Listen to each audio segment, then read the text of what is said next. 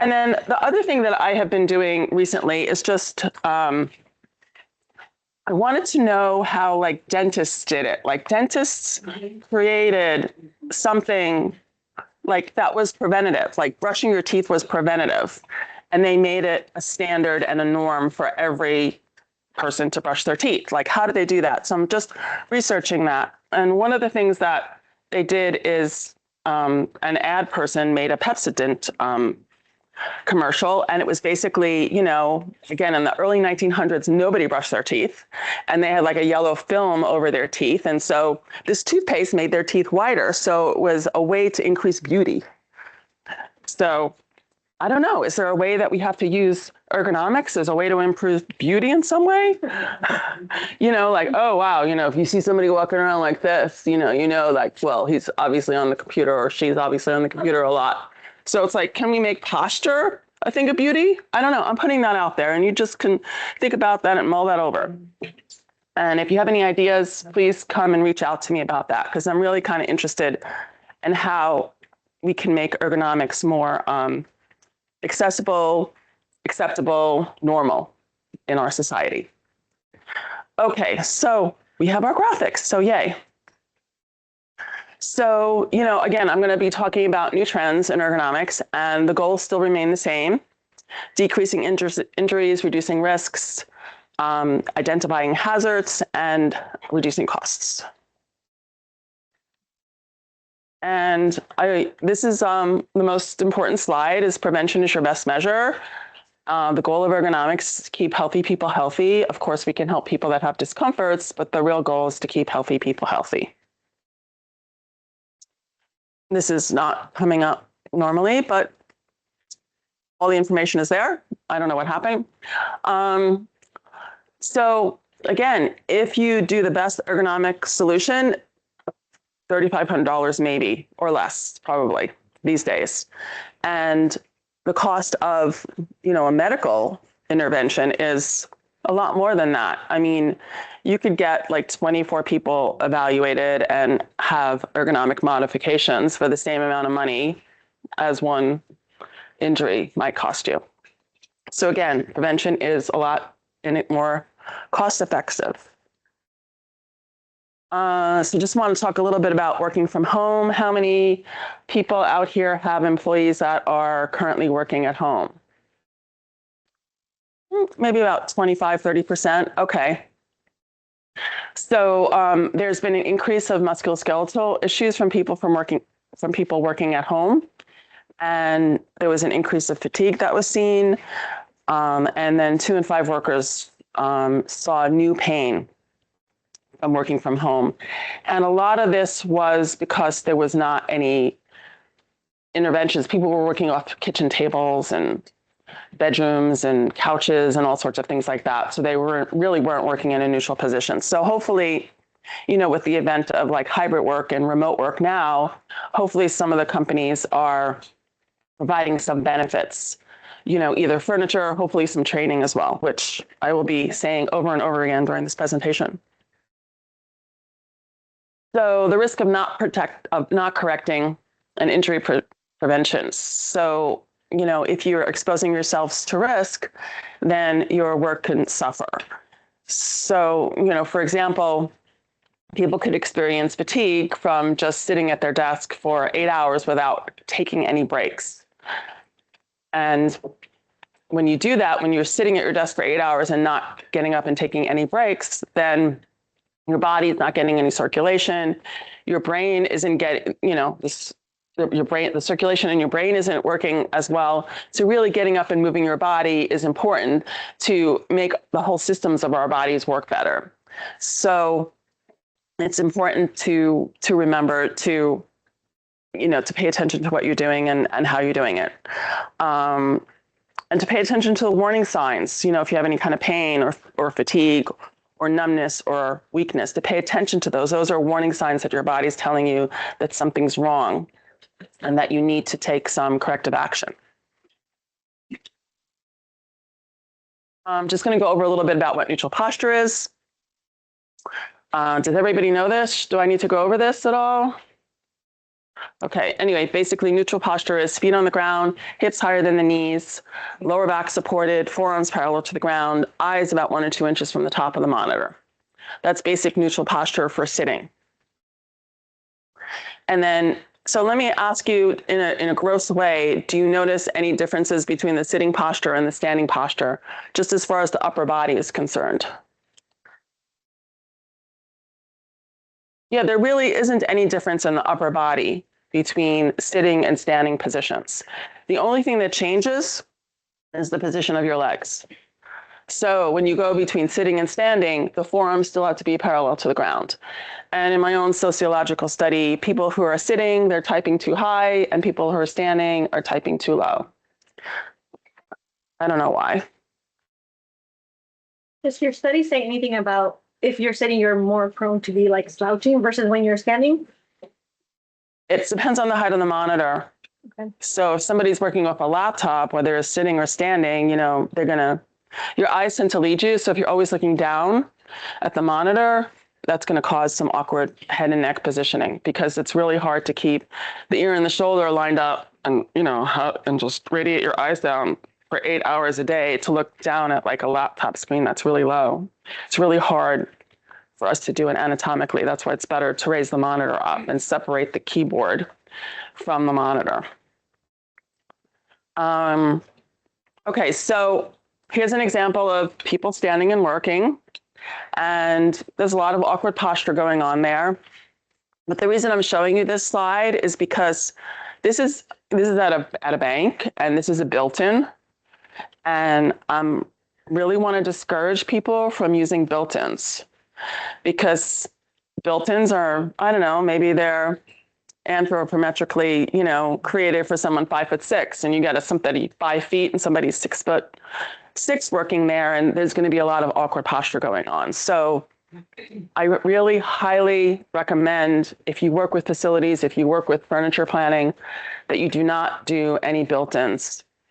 It really can build you into a lot of problems. And this happens a lot in front offices. They'll have a really beautiful reception area with a marble or whatever desk in the front, and it's static, it doesn't move, and they hire like a 5-foot tall woman to sit there, and she's like going like this all day long because the desk is, you know, so high for her. Yeah, also like this architectural company, they did built-ins everywhere in their office, and it caused a lot of physical issues for their employees because they weren't able to.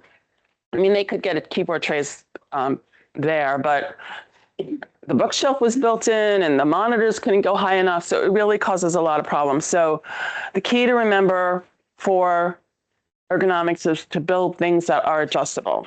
Because if it's adjustable, then it could be suited and fit different physiques.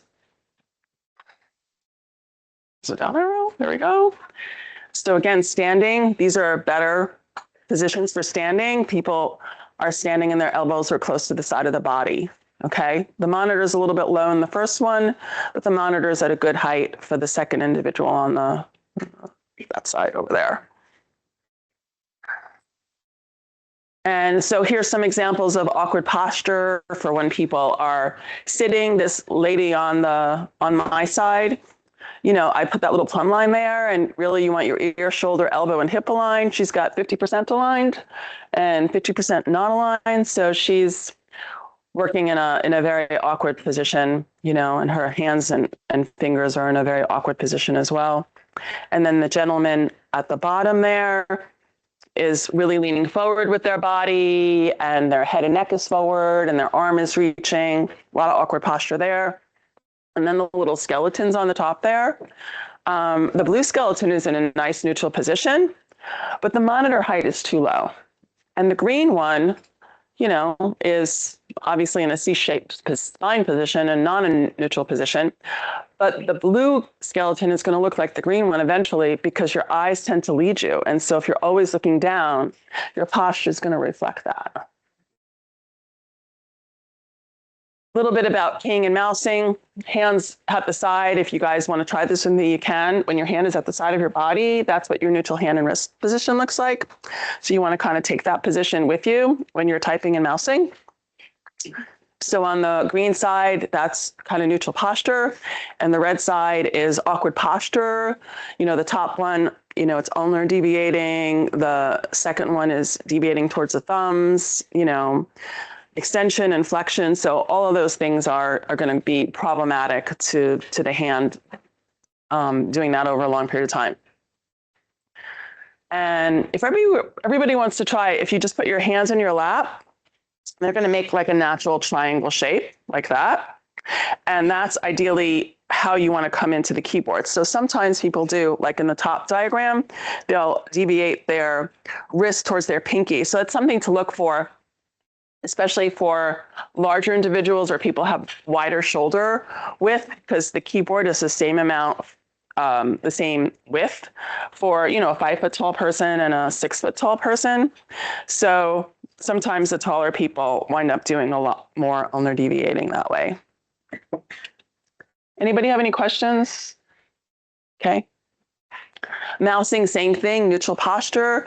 Green is, you know, how you want to be looking, and the red side is what you don't want to be looking. And there's a lot of awkward positioning when people are using the mouse.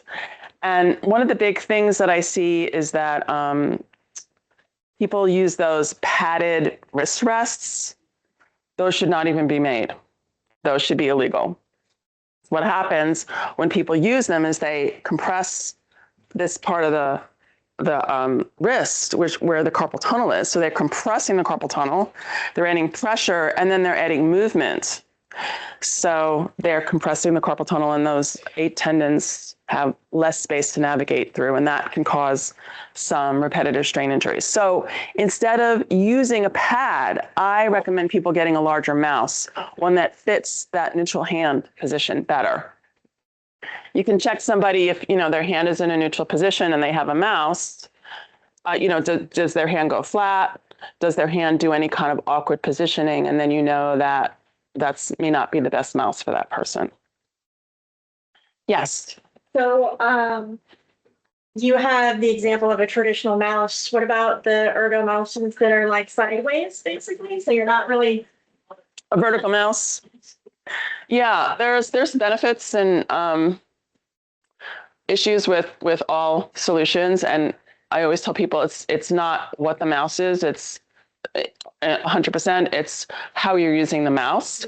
So sometimes with I need a prop. Sorry. So sometimes with the vertical mice, sometimes what I see is a little bit too much of this pinch gripping, like that. So you have to just be mindful, again, to keep that neutral posture when you're using it and not to be like gripping it too hard.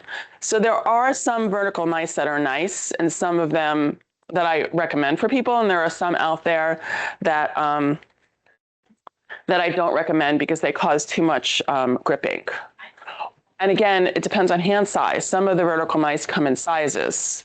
So you want to get one that's going to fit, you know, a small, medium-sized hand or a medium-large hand. So you just want to make sure, because the other thing that I notice with some of the vertical mice is that sometimes instead of being able to click here in neutral, people have to reach up with their finger. Mm-hmm. And so that reaching up all day long to click is another stress factor on the hands. So it depends.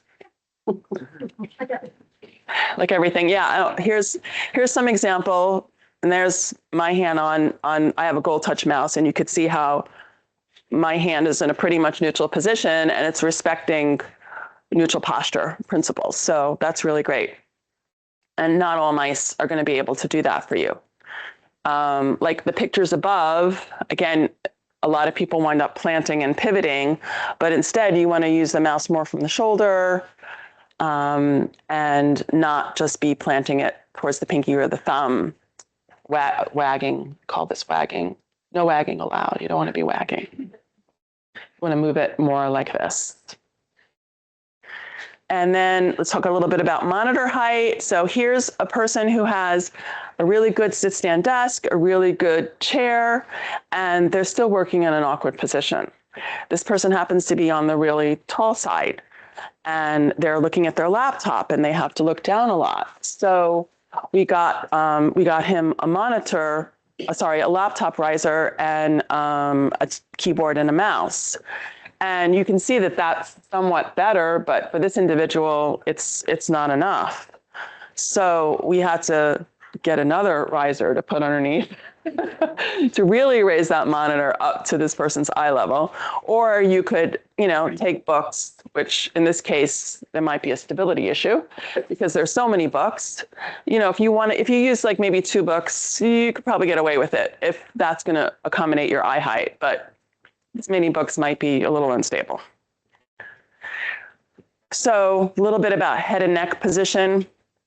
Let me grab my phone for this one. So again, neutral posture, ear and shoulder lined up. And then the head weighs about 10, 12 pounds. If your head is just 15 degrees forward, then you've doubled the weight of your head on the back muscles. If your head is 60 degrees forward, then the head weighs about 60 pounds. So, a lot of people, you see them falling in their lap and then they're doing this, right? And that's really bad. I talked to some chiropractors and actually there's some ligament or I think it's a ligament that's growing in the back of people's necks because the weight of the head is too much and it's just, the body can't handle it anymore. Just all that forward tilting.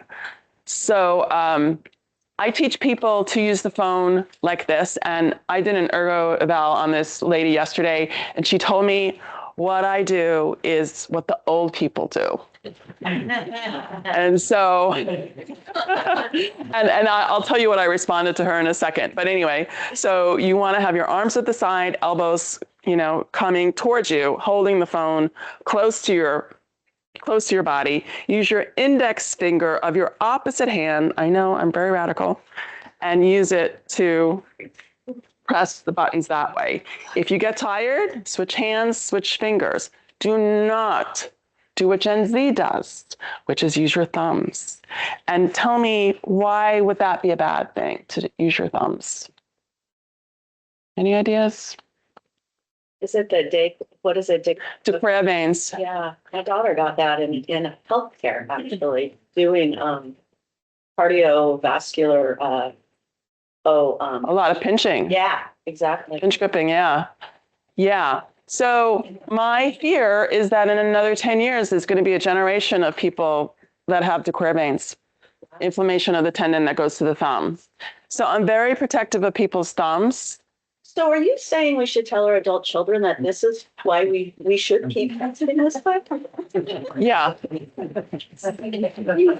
Or voice activation. I use voice activation a lot. I do too. They make fun of that. Yes. Would you repeat what the concern is that something veins? Oh, de Quervain's, inflammation of the tendon that goes to the thumb. Veins. Yeah. Okay. I had it, by the way. I had de Quervain's, and let me tell you, it's not fun. And I had it like over 20 years ago. I'll get to you in a second. And 20 years ago, I had to put the key in my car to to get the door open. That was so painful just to open up the car door. Anyway, what was your question? But now with like game console controllers, wouldn't that be a similar thing since the thumbs are so integral and you're holding it in the awkward position? Usually it's down here too. So you're doing Yep. work and then coming home to decompress and play video games or whatever. You'd be putting your exact same positioning as the Yep. hands, right? Yep. Yeah, I know. Thumbs were made for holding martini glasses.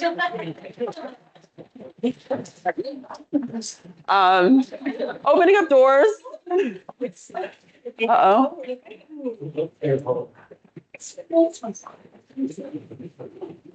You okay? Yeah.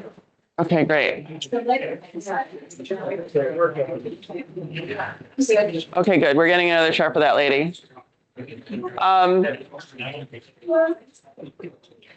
Anyway, yeah, thumbs are for lifting martini glasses, opening up doors, lifting grandchildren one day maybe, not for using your phone, okay? So, and this is what I told that lady. I'm like, you could call me old, that's fine, I don't care. But I'm really protective of people's thumbs because, you know, if you if your thumb blows out, you can't hold your martini glass. But if one of your fingers blows out, you could still hold your martini glass. Another finger. Okay? So you got 4 fingers, 1 thumb, protect your thumb. Okay, so anyway, I thought that was funny. Okay, so where are we? I'm sorry about this. I don't know why it's doing this. Okay, so mobile devices, there's some issues with the neck, thumb, and hands. So how many people have companies where they're working in conference rooms and meeting spaces on their laptop? Just nodding your head is good, yeah. People work in I see them working in cafeterias, collaborative work lounges, planes, trains, buses, home, hotels, airports, cars. They're working all over the place. So, and they're using like a laptop and just a laptop. So I don't know what strategies can be done to try to have people minimize it. I'm not saying that people shouldn't do it or can't do it or anything like that, but there has to be some sort of a limit put on it so that people can go back to their desks, because hopefully most companies have some ergonomic equipment in front of their workstation so that they can work in neutral there, at least. So what, 10 minutes of every hour? I don't really know what a guideline should be of letting people working in collaborative workspaces, but you don't really want to do it for 8 hours a day because it's just really going to play havoc on the body. So maybe about 14% of all employees right now are working from home, which is really good on a lot of levels. And as long as they're provided with the equipment that they need, can be really beneficial, especially for our environment, less gas having to be used driving around and, less time traveling and things like that. There's also a lot of, hybrid work, which I think might be coming up in the next couple of slides. So for people working from home, what are you as a company providing for your employees? So you really want to think about that. Yeah. So now at a previous job that I worked, we actually provided at-home ergo reviews and they were always virtual, so you never actually had to enter that person's house.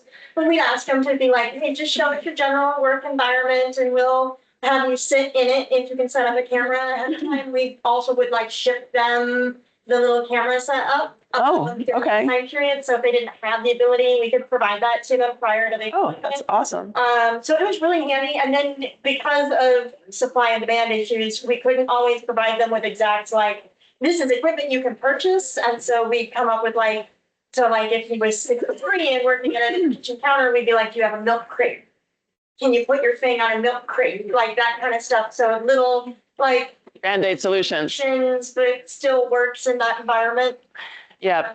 And we did that I think they're still doing that. The last time I talked to a previous coworker that still works in that environment. Because they still have a somewhat hybrid operation. So yeah, and that again, I have a couple of slides on hybrid as well. So that's another issue is what are companies going to provide for employees that work on site and then for hybrid employees, because that could be an increase in costs from the employer end, getting 2 chairs for somebody, 2 desks for somebody, So anyway, so sometimes employers will offer a stipend. They'll say, okay, you could here's $500, buy whatever you want, which is not a great guideline. There are some, did somebody say something? No? Yeah, no, so that's not a great guideline because you really want to give the employees some guidelines, like these are the 3 chairs we would recommend. This is a good desk that we would recommend, to give them some guidelines, because just sending them out there and ordering anything, unfortunately, there is a lot of products out there that I would, I don't even know why they're made. Why, the wrist rests, for example, why are those even made? They shouldn't be made and they should be taken off the market, and other solutions should be implemented instead. So Yeah, it's good to provide some guidelines. And some companies, again, one company I work for is like, okay, small, medium chair, medium, large chair, and then you just order that for, if you're small or medium or if you're medium, large, and then you can order the right chair for yourself. And they have a guideline for desks that they can get at home. So that would be a better solution than just giving somebody money and really not giving them any guidelines on what to purchase. So here's a remote ergonomic evaluation. One of my clients that I work for is 100% remote. They have people working all around the world, and I do video ergonomic evaluations with them. And this is from one of those. And this woman was starting out working with this chair and that desk. And so again, working from home, you don't know what the employee is going to be using. And so what I did, again, during the evaluation is we just took some towels and we at least adjusted the chair for her. Now, again, this is not a long-term solution, and every time you get up and you sit down, the towels are going to move and they're going to shift. So I don't know if this lasted even a day for her. But what she was able to do at least was to embody what neutral posture was for her. So when she did get her ergonomic chair, she would have a better idea of how to set it up. I did, of course, do a follow-up with her when she got the chair, but some companies don't allow me to do a follow-up. This company is great. They let me do follow-ups with people. So that's really, really wonderful. So every company has different policies.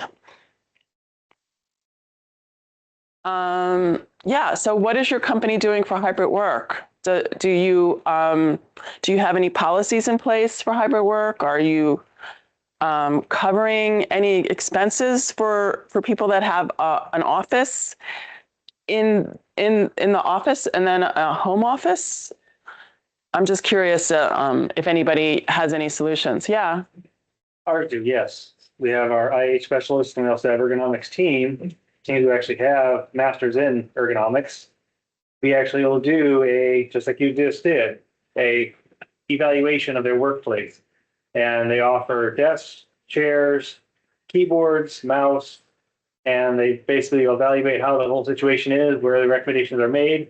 They have their set of criteria, of course, where they have some variances, and they work with those. So very much like you had guidance to us, we have a lot of them in place, because a lot of our folks are remote. Yeah. I think that's really, really spectacular that your company's doing that. Yay. Now we're just trying to get our policyholders to do that more. I say we're not necessarily for a lot of the hybrid, but we use our risk block services to do a lot of that because that's provided as part of our insurance. So it's something that companies might not have an ergonomist, but you call your insurance carrier, and if you have risk loss services, you can usually use those to help do find somebody who can.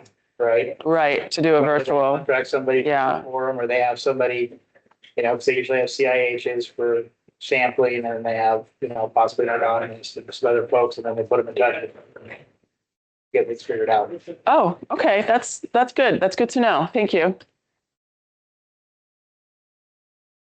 Yeah, so just talk about some solutions for, more flexible workstations, like, a little portable workstation like this might be really helpful in, let's say, a doctor's office, or a nurse or something like that, a medical office, I would think, where they're mostly interacting with the patient and then they just have to put their chart notes in the computer.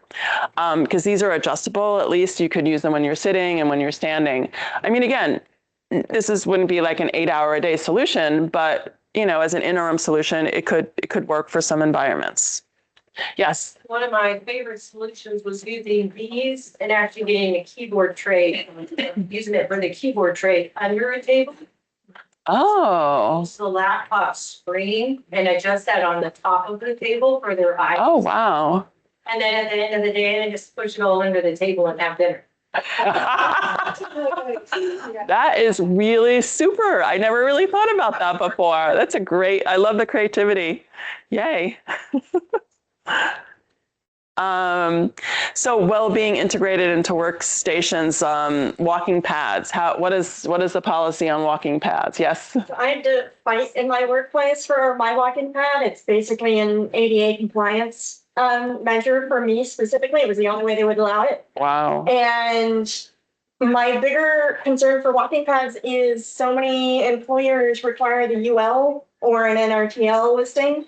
90% of the market do not have that.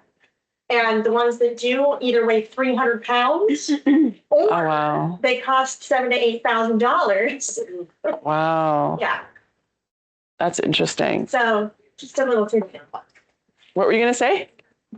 Did you have your hand up? Sorry. Oh, no. Okay. You were just stretching. Wow. I didn't know that. Okay. That's interesting. Yeah. Yeah.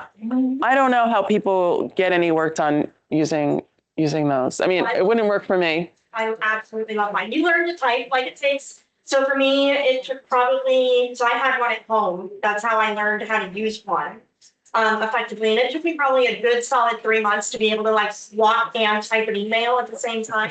But now it's so ingrained that for me to sit for 8 hours would be insane. I love it. Yes. I think for me, I start off with just meetings. Like if you're going to be a listener, then that's the only time, and then you can increase the speed. Other than that, not. Yeah. Meetings. That's what I hear a lot of people using it for meetings. This one I heard, I had folks using this one, and that's a lot easier. Like it's almost, you can't even think, you don't even have to think about it because you're sitting down. So the safety element is not as worrisome as this. Yeah, exactly. Yeah. And also if you're going to use a walking pad, the desk heights have to be adjusted as well. Mm-hmm. Yeah. I evaluated this one woman who bought a unit with a sit-stand desk and a walking pad, and the sit-stand desk that she got wasn't high enough for her to stand and walk. So again, you got to know your anthropometrics and make sure that when you're ordering these products, it's going to fit that specific person. Yeah. The sit-to-stand desks have range variances. And Yes. you pay more for the one with the greater range. Right. There are there are 2-tiered models and 3-tiered models. I would not get a 2-tiered model.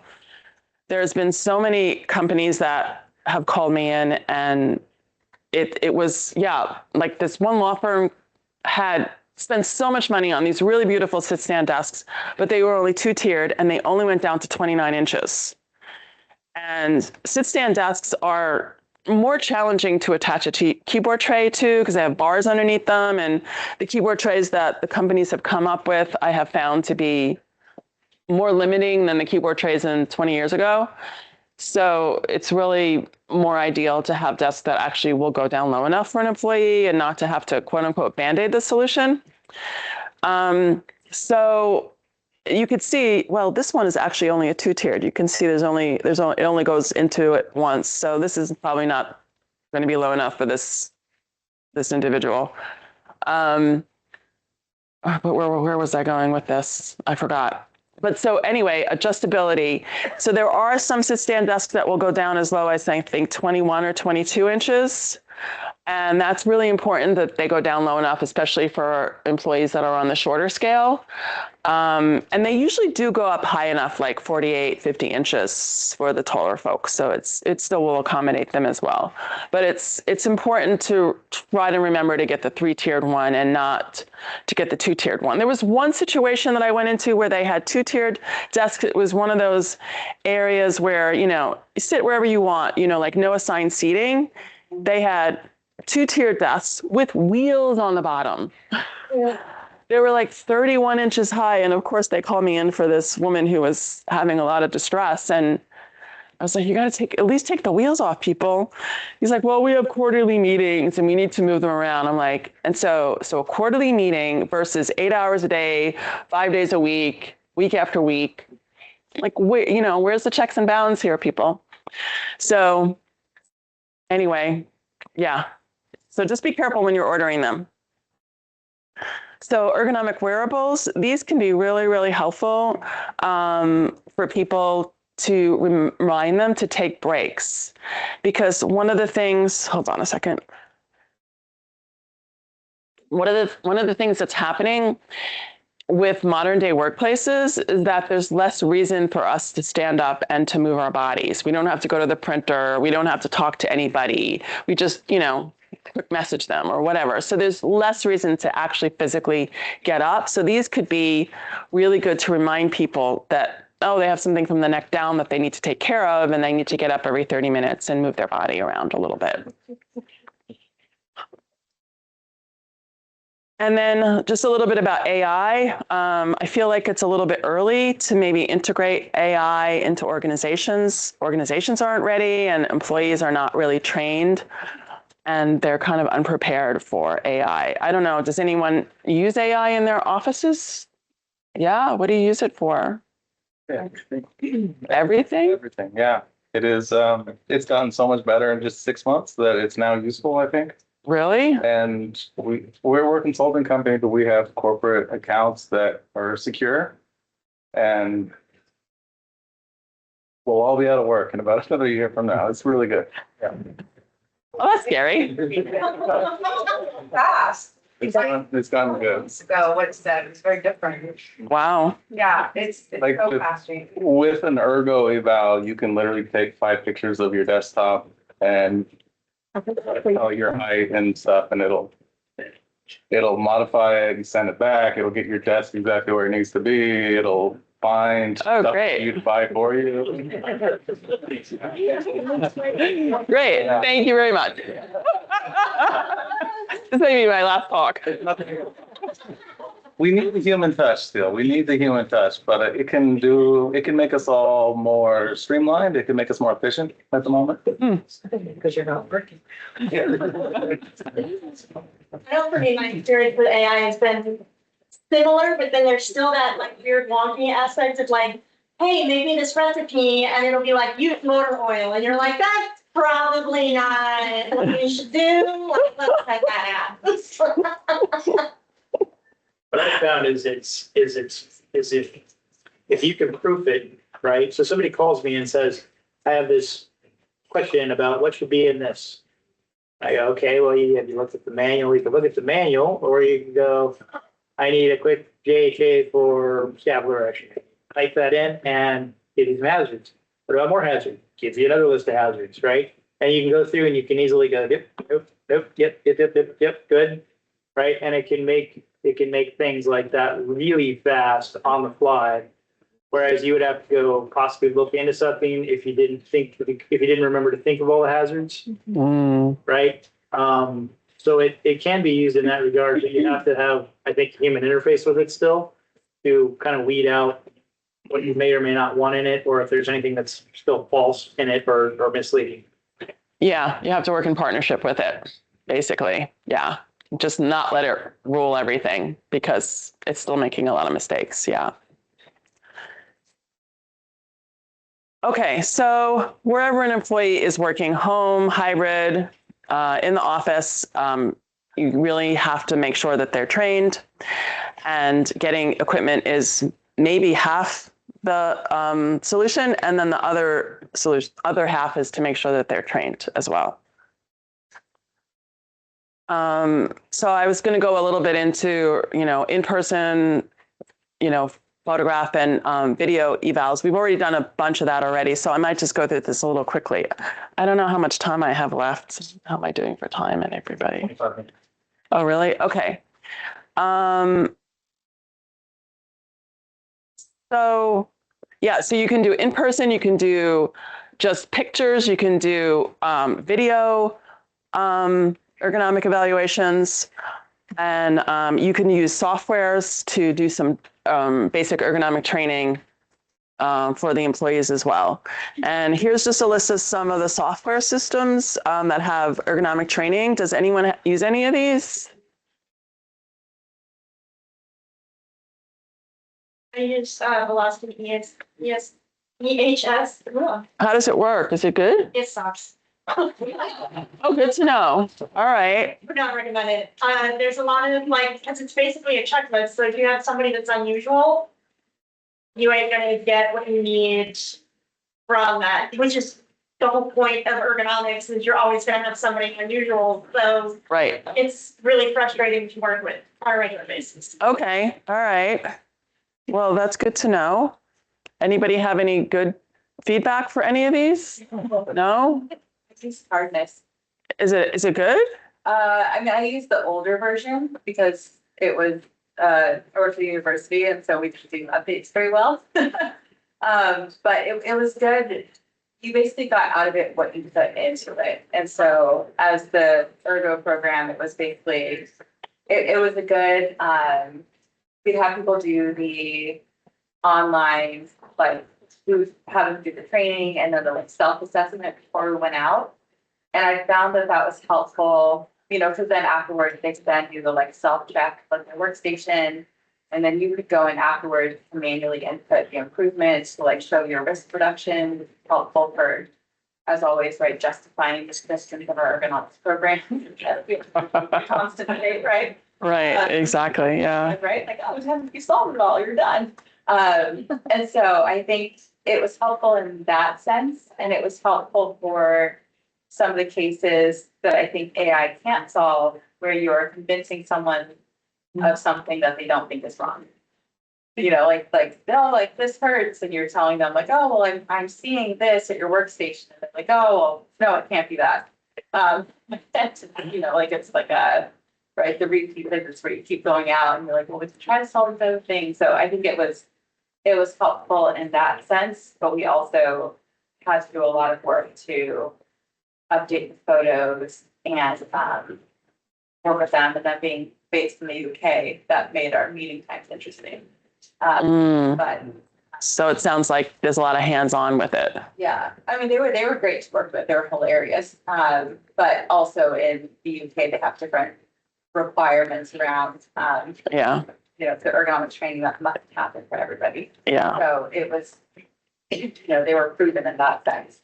So, yeah, it was good for having something that was a complete package. But yeah, we definitely still had to do a lot of others. Yeah. Okay. Well, thank you for that.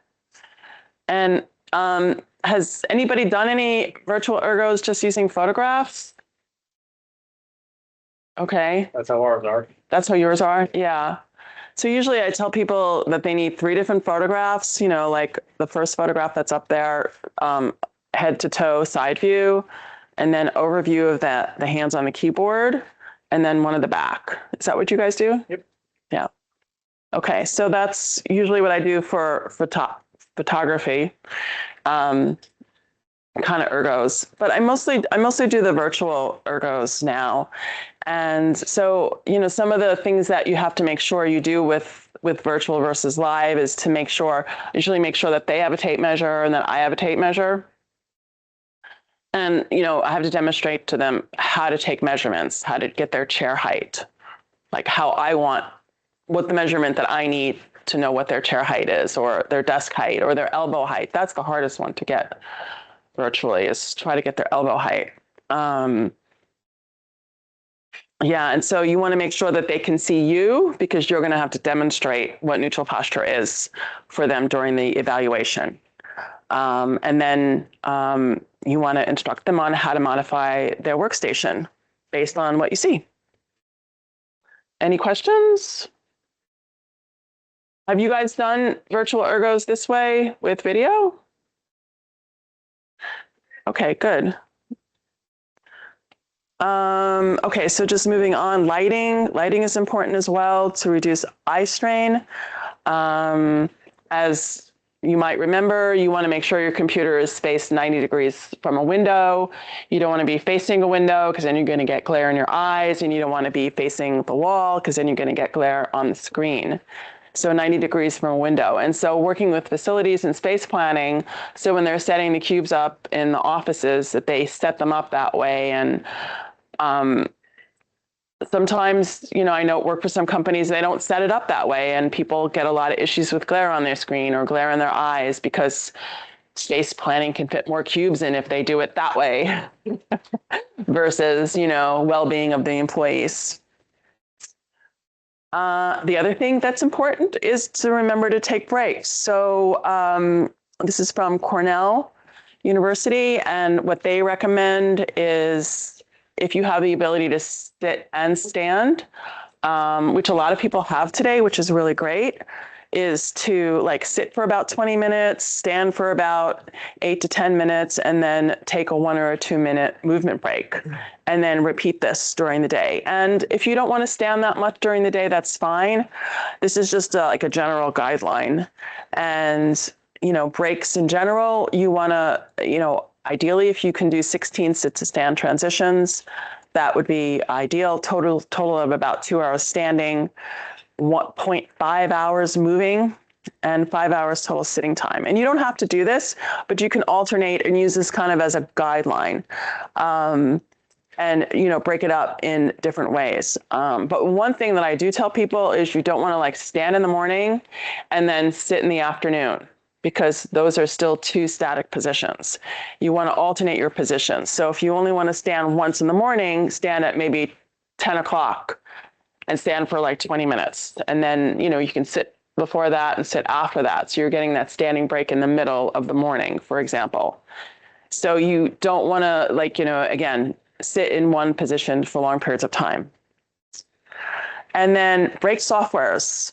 This is also another good idea. Some companies use this. They'll have something on their computer, on the computers, so that the employees will be reminded to take breaks. And I've heard various feedbacks from some of these.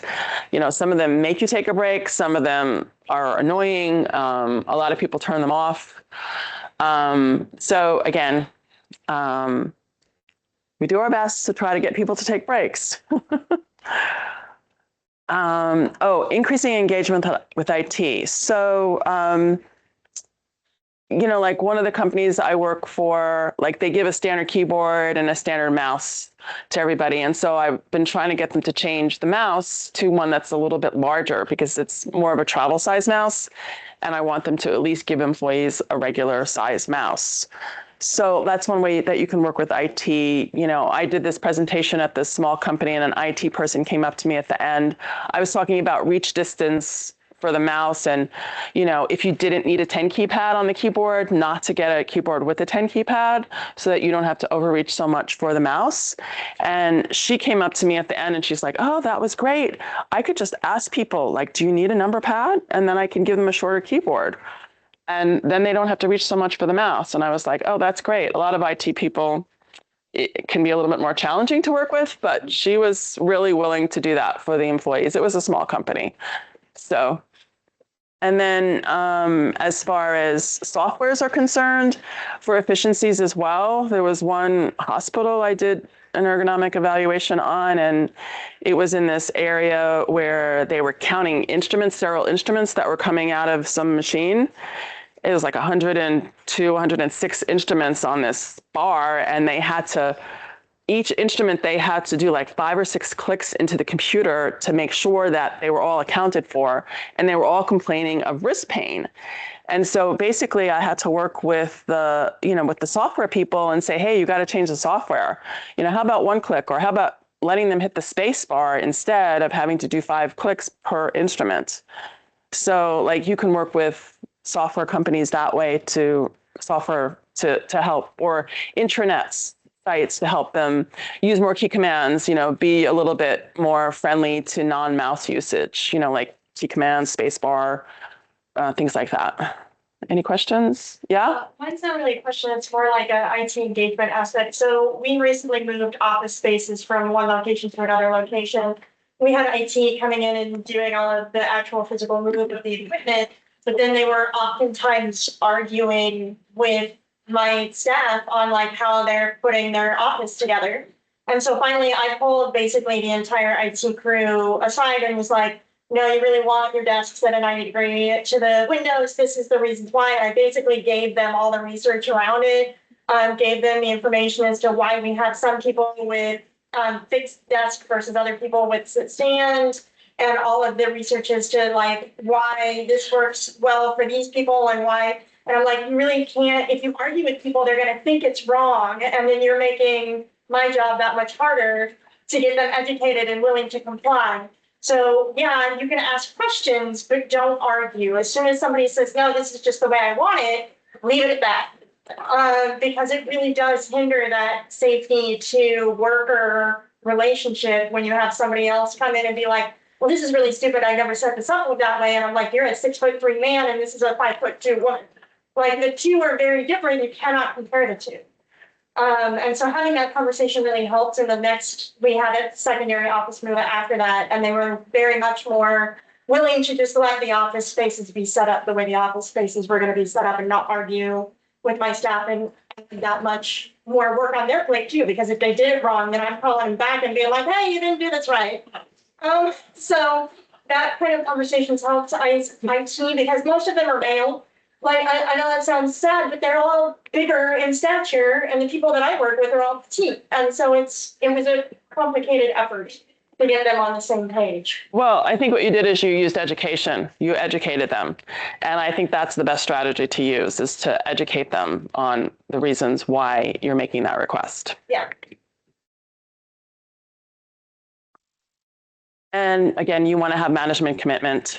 You want to make sure that the management team is on board with all of these efforts as well, and demonstrate success, which is sometimes why those softwares can come in really handy, because they give you some statistics to show to management. Yeah, so ergonomics is good economics. So it shows that there's less workers' comp claims, more productivity. Bureau of Labor Statistics shows decrease in musculoskeletal disorders with increased ergonomic programs. So ergonomics works. You really want a program to be proactive and not reactive. All areas and all departments need to be on board with it. It should interface with other safety programs. Sounds like it does here. And then the employee needs to take some self-responsibility as well. They have to, kind of listen to what the recommendations are and, comply with them. And again, get objective data and quick to respond. I think we're almost at the end here. So yeah, again, there's employee responsibility as well. They need to be mindful of their own sitting and standing postures, their work postures and safe work practices, and use ergonomic equipment as it's designed, and don't put the keyboard on top of your head and try to type like that. You might get some arm strain that way. I think that's pretty much it. Does anyone have any questions for me? Any comments, any concerns? Yes. What about the forward tilting seat pad? You didn't really.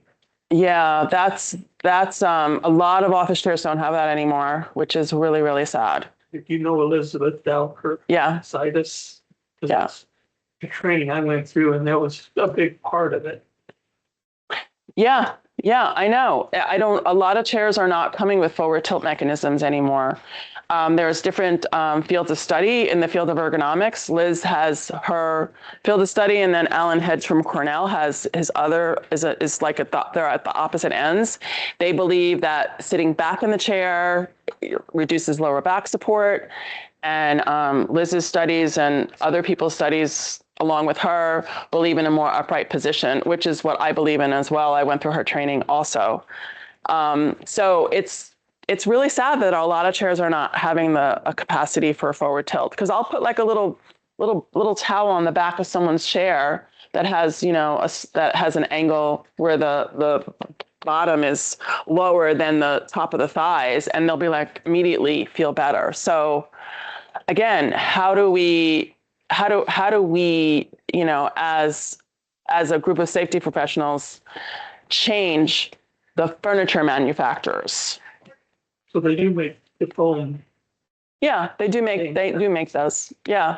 Kind of triangle. Right, but that's a Band-Aid solution. Yeah.